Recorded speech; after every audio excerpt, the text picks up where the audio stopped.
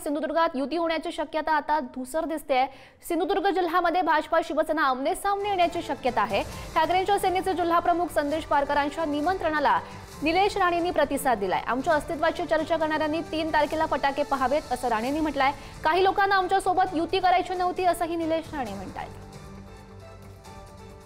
सगळ्याच राजकीय पक्षांना या ठिकाणी आवाहन करतो की आपण या शहर विकास आघाडीमध्ये सामील व्हा आणि जो जनतेचा जो आवाज आहे की हे परिवर्तन झालं पाहिजे, भयमुक्त कणकवली, भ्रष्टाचार मुक्त कणकवली ही निर्माण झाली पाहिजे